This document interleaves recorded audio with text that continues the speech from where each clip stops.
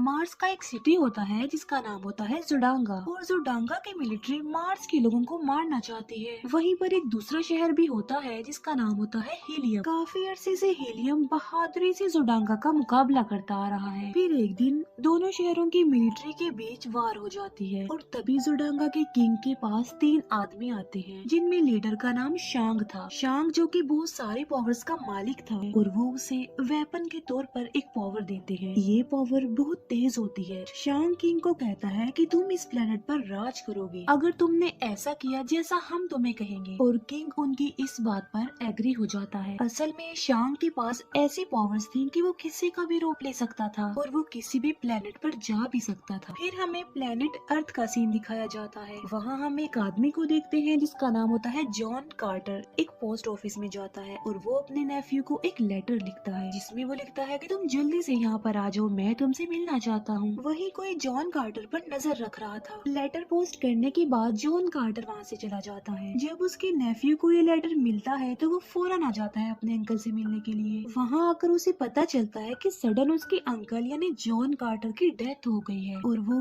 उस जगह पर जाता है जहाँ पर जॉन कार्टर की डेड बॉडी थी, और वो एक रूम था जिसे सिर्फ अंदर से ही खोला जा सकता था। जॉन कार्टर का आदमी उसे बताता है कि हमने उसकी डेड बॉडी को दफन नहीं किया है, क्योंकि जॉन कार्टर की लास्ट विश थी कि उसको दफन न किया जाए, बल्कि सिर्फ खुले कॉफिन में बॉडी को रखा जाए। वो आदमी जॉन कार्टर के नेफ्यू को एक डायरी देता है जो कि जॉन कार्टर की थी। वो बताता है कि जॉन कार्टर की विश थी कि इस डायरी को सिर्फ मेरा भतीजा पढ़ेगा, इससे शायद तुम्हारी सारी कंफ्यूजन दूर हो जाए, तुम्हें तुम्हारे सारे सवालों के जवाब भी मिल जाए। उस डायरी में जॉन कार्टर ने लिखा होता है कि तुम उन सारी कहानियों पर बिलीव करते थे जो बचपन में मैं तुम्हें सुनाया करता था, लेकिन अब तुम बड़े हो चुके हो, इसीलिए तुम मेरी इस कहानी पर भी बिलीव करो जो मैं तुम्हें सुनाने जा रहा हूँ। और वो उस डायरी को पढ़ना स्टार्ट कर देता है, जिसमें लिखा था कि आज से तकरीबन 13 साल पहले मैं एक सोने की केव ढूंढ रहा था, लेकिन उसे कर्नल के लोग पकड़ लेते हैं और प्रिजनर बना लेते हैं। असल में वो जॉन कार्टर को अपने साथ शामिल करना चाहते थे, लेकिन तभी वहाँ दुश्मनों के लोग आ जाते हैं जो कर्नल के सोल्जर पर अटैक कर देते हैं।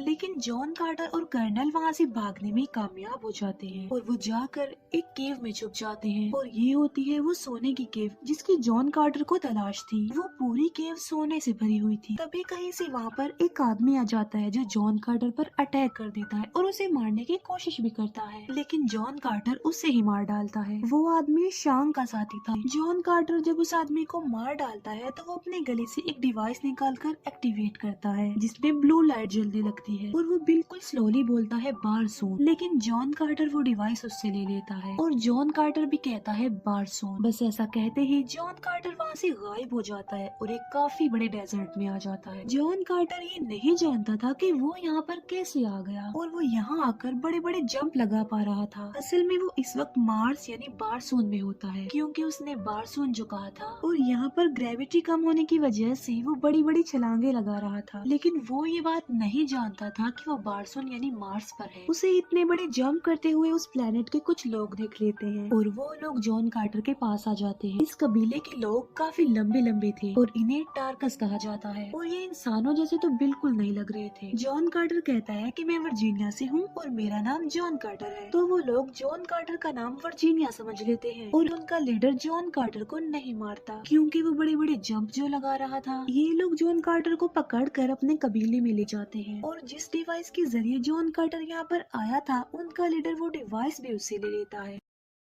आसमान में जोडांगा और हीलियम की फाइट हो रही होती है। हीलियम का किंग ये बात जानता था कि जोडांगा के किंग के पास नावी लाइट है जिसका कोई भी मुकाबला नहीं कर सकता, उसके आगे कोई नहीं टिकता। जोडांगा का किंग हीलियम के किंग को कहता है कि मैं तुम्हारी बेटी से शादी करना चाहता हूँ, और अगर ऐसा हो जाएगा तो मैं वादा करता हूँ कि मैं तुम्हारे कबीले को कोई नुकसान नहीं पहुँचाऊंगा। और हीलियम का किंग इस बात पर एग्री हो जाता है कि वो अपनी बेटी की शादी जोडांगा के किंग के साथ करवा देगा, लेकिन प्रिंसेस इस शादी के लिए एग्री नहीं होती, इसीलिए वो सबसे छुपकर भाग रही होती है। नीचे टार्कस का कबीला भी ये सब कुछ देख पा रहा था, और वो चाहते थे कि दोनों कबीले आपस में लड़कर मर जाएं ताकि मार्स पर हम राज कर सकें। भागती हुई प्रिंसेस प्लेन से गिरने वाली होती है। जॉन कार्टर ये सब कुछ अपनी दूरबीन से देख लेता है, और वो अपने लंबे लंबे जंप लगाकर प्रिंसेस को बचा लेता है। जोडांगा का किंग ये देखकर नावी लाइट से जॉन कार्टर पर अटैक करने वाला होता है। शांग उसे बोलता है कि ऐसा मत करो, मुझे ये आदमी चाहिए बिल्कुल सही सलामत। जोडांगा का किंग जॉन कार्टर को पकड़ने ही वाला होता है कि नीचे से टार्कस उन पर फायरिंग करने लगते हैं। इसीलिए जोडांगा के लोगों को वहाँ से भागना पड़ता है। टार्कस खुश हो जाते हैं कि वो जंग जीत गए हैं। टार्कस चाहते थे कि जॉन कार्टर उनके लिए लड़े, लेकिन वो इस बात से साफ इनकार कर देता है। टार्कस कहते हैं कि अगर तुम हमारे लिए ना लड़े तो हम इस लड़की को मार डालेंगे, यानी हीलियम की प्रिंसेस को। इसीलिए जॉन कार्टर इस बात के लिए एग्री हो जाता है। प्रिंसेस जॉन कार्टर से पूछती है कि तुम इतने बड़े बड़े जंप आखिर कैसे लगा लेते हो। वो कहता है कि मैं इस बारे में कुछ नहीं जानता, मैं सिर्फ अपने सोने की केव की तलाश में हूँ। प्रिंसेस से जॉन कार्टर को ये पता चल जाता है कि अब वो प्लेनेट अर्थ पर नहीं है, बल्कि वो प्लेनेट मार्स पर है। इस बात से जॉन कार्टर काफी हैरान रह जाता है, लेकिन प्रिंसेस उस पर बिलीव नहीं करती कि क्या वो वाकई अर्थ से आया होगा। इसीलिए प्रिंसेस पूछती है कि तुम इतनी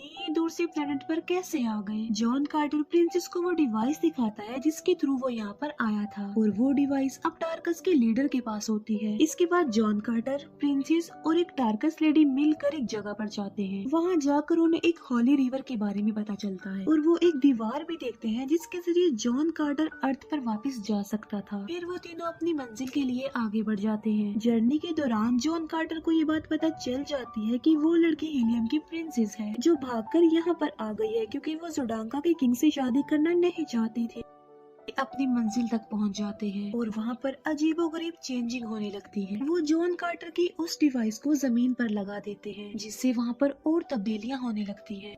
एक प्लेनेट से दूसरे प्लेनेट पर जाने के लिए कुछ वर्ड्स होते हैं, और उन वर्ड्स को उस डिवाइस के साथ ही बोलना होता है। जब ये लोग वो वर्ड्स पढ़ रहे होते हैं तब वहाँ शांग और उसके साथी आ जाते हैं। शांग अपने साथियों को ऑर्डर देता है कि प्रिंसेस और जॉन कार्टर दोनों को पकड़ लो। प्रिंसेस को पकड़कर वापस हीलियम भेज दिया जाता है, और साथ साथ जॉन कार्टर को भी पकड़ लिया जाता है। और जो उनकी तीसरी साथी यानी वो जो टार्कस लेडी थी जो उनके साथ आई थी, वो वहीं पर कहीं छुप जाती है, और इसी वजह से वो बच जाती है। महल में प्रिंसेस जॉन कार्टर को बुलवाती है। जॉन कार्टर ये जानकर हैरान रह जाता है कि प्रिंसेस अब जोडांगा के किंग से शादी कर रही है। इसीलिए वो प्रिंसेस से पूछता है कि तुम ऐसा क्यों कर रही हो। प्रिंसेस कहती है कि तुम हम लोगों के लिए लड़ना नहीं चाहते, और तुम अपनी दुनिया यानी प्लेनेट अर्थ पर वापस चले जाओगे, और मैं जोडांगा के किंग से शादी कर लूं, यही मेरे लोगों के लिए बेटर होगा। और वो जॉन कार्टर की डिवाइस निकाल कर उसे दे देती है, क्योंकि अब प्रिंसेस भी वो वर्ड्स जानती थी जिसके जरिए वो वापस जमीन पर जा सकता था। प्रिंसेस जॉन कार्टर के हाथ पर वो डिवाइस रखती है। वो जॉन कार्टर को कहती है कि तुम भी मेरे साथ साथ ये वर्ड्स बोलो। जॉन कार्टर ऐसा ही करता है और वो भी वो वर्ड्स बोलता है, लेकिन जॉन कार्टर आखिरी वर्ड नहीं बोलता। असल में वो वापस जमीन पर नहीं जाना चाहता था, क्योंकि अब वो दोनों एक दूसरे को लाइक करने लग गए थे। डोर ओपन होता है और वहाँ पर जोडांगा का किंग यानी प्रिंसेस का होने वाला हस्बैंड आ जाता है। वो जॉन कार्टर को वहाँ पर नहीं देख पाता, क्योंकि जॉन कार्टर पहले ही जंप लगाकर ऊपर चला गया होता है। सबके जाने के बाद वो नीचे आता है और वहाँ पर एक लेडी होती है, और ये लेडी असल में शांग था, जो औरत के रूप में यहाँ पर आया था। शांग अपने नावी लाइट का यूज करके जॉन कार्टर को अपने कंट्रोल में कर लेता है, और तो और वो इस नावी लाइट को जॉन कार्टर के अंदर भी डाल देता है, और अब जॉन कार्टर ना तो कुछ कर सकता था और ना ही वहाँ से भाग सकता था। शांग जॉन कार्टर को कहता है कि जब से तुम इस प्लेनेट पर आए हो तुम्हारी पावर्स बढ़ गई हैं। वो कहता है कि असल में मैं तो एग्जिस्ट ही नहीं करता, लेकिन इस राज को छुपाने के लिए हमें बड़ी मेहनत करनी पड़ती है। शांग एक लेडी के रूप में जॉन कार्टर को वहाँ पर लेकर जाता है जहाँ प्रिंसेस और किंग शादी के लिए आगे बढ़ रहे थे, और आज रात इनकी शादी थी और उनकी शादी की सारी रस्में भी थी। शांग कहता है कि प्रिंसेस बहुत इंटेलिजेंट है, क्योंकि उसने नावी लाइट की जगह और उसकी रियलिटी भी ढूंढ ली है, और आज रात दो चांद जब आसमान पर मिल जाएंगे तो हर उस पर्सन को मार दिया जाएगा जो नावी लाइट की रियलिटी जानता है। असल में दो चांद मिलने पर उनकी शादी की रस्म की जाने वाली थी। जॉन कार्टर उससे पूछता है कि आखिर ये सब कुछ करने के पीछे तुम्हारा मकसद क्या है, तुम ऐसा क्यों कर रहे हो, तुम ऐसे जाकर भी तो प्रिंसेस को मार सकते हो ना। शांग कहता है कि ऐसे गेम तो हम पिछले काफी अरसे से ही खेलते आ रहे हैं, तब से जब कि प्लेनेट आबाद भी नहीं हुआ था, और ऐसा हम तब तक करते रहेंगे जब तक हम प्लेनेट अर्थ को भी डिस्ट्रॉय न कर दें। उसका मतलब ये था कि वो इस प्लेनेट को डिस्ट्रॉय करने के बाद प्लेनेट अर्थ को भी डिस्ट्रॉय कर देंगे, और ये उनका मिशन है, एक के बाद दूसरे प्लेनेट को डिस्ट्रॉय करना। और ये नावी लाइट हम उसी को देते हैं जो बेवकूफ हो और अमीर भी हो, और जोडांगा का राजा ऐसा ही है, अमीर भी है और बेवकूफ भी। शैंग कहता है कि हम खास मकसद के लिए बनाए गए हैं, लोगों से उनकी दुनिया को ही डिस्ट्रॉय करवाते हैं, और इसी वजह से हमें ताकत भी मिलती। शांग जॉन कार्टर को कहीं और ट्रांसफर कर रहा होता है। तभी जॉन कार्टर का वफादार डॉग वहाँ पर आ जाता है और वो शांग के हाथ पर वहाँ पर काट लेता है जहाँ उसने वो नावी लाइट वाली डिवाइस लगाई हुई थी, जिसकी मदद से उसने जॉन कार्टर को अपने कंट्रोल में किया हुआ था। डिवाइस हटते ही अब जॉन उसके कंट्रोल से बाहर आ जाता है और जॉन कार्टर वहाँ से उन्हीं के एक एयरक्राफ्ट में बैठकर वहाँ से चला जाता है। लेकिन वो लोग जॉन कार्टर का पीछा करते हैं। जॉन कार्टर की तीसरे साथी यानी वो टार्कस फीमेल वो एक डेजर्ट में होती है और वो उस एयरक्राफ्ट पर गोली चलाती है जो जॉन कार्टर का पीछा कर रहा होता है। जॉन कार्टर का एयरक्राफ्ट भी वहाँ पर क्रैश हो जाता है। जॉन कार्टर कहता है कि मुझे प्रिंसेस को बचाने के लिए पूरी फौज चाहिए। जॉन कार्टर फिर टार्कस के पास जाता है और जब वो वहाँ पर पहुँचता है तो उसे प्रिजनर बना लिया जाता है, क्योंकि जो टार्कस का पुराना किंग था उसे भी प्रिजनर बनाया होता है और एक दूसरा टार्कस धोखा देकर उसकी जगह खुद किंग बन गया होता है। और वो जॉन कार्टर को डिसलाइक करता था और उसे मारना चाहता था, लेकिन पुराने टार्कस के किंग को जॉन कार्टर पर बिलीव होता है कि वो हमारी रिस्पेक्ट वापस दिलवा सकता है। अगले दिन जॉन कार्टर और टार्कस के पुराने किंग को एक मॉन्स्टर जैसे जानवर के साथ छोड़ दिया जाता है,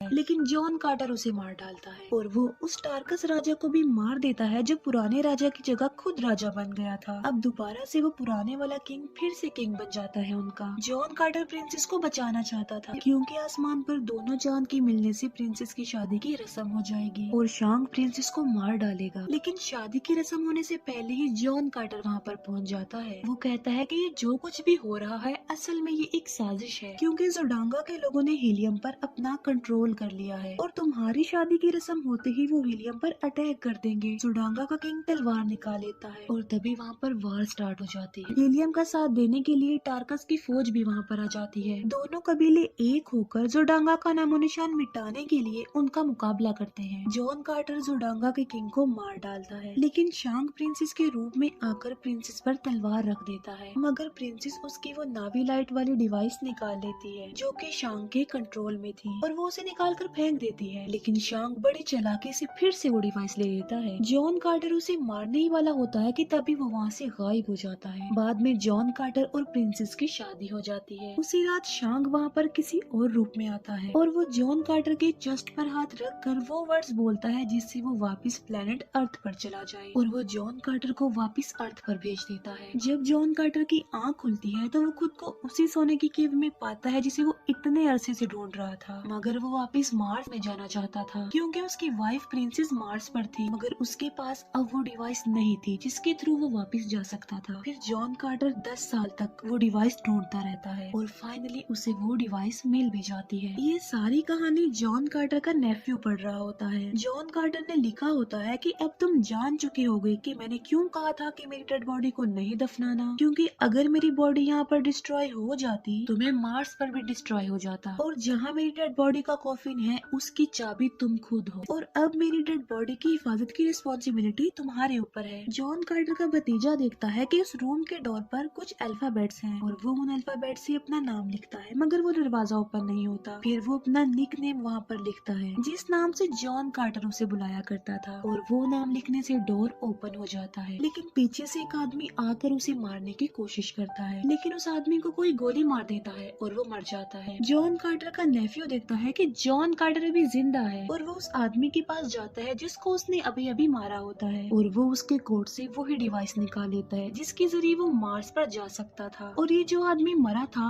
वो शांग था जो रूप बदल कर यहाँ पर आया था। अब क्योंकि शांग किसी भी प्लेनेट पर जा सकता था इसीलिए वो जॉन कार्टर का पीछा करते करते यहाँ भी आ गया। यहाँ पर जॉन कार्टर अपने मिशन में कामयाब हो जाता है और वो अपने नेफ्यू को कहता है कि कोई किताब लिखो, किसी से प्यार करो और जिंदगी का कोई मकसद बनाओ। जॉन कार्टर उस डिवाइस को लेकर एक जगह पर लेट जाता है और वो फिर से मार्स पर चला जाता है और यहीं पर ये मूवी एंड हो जाती है। Thank you for watching.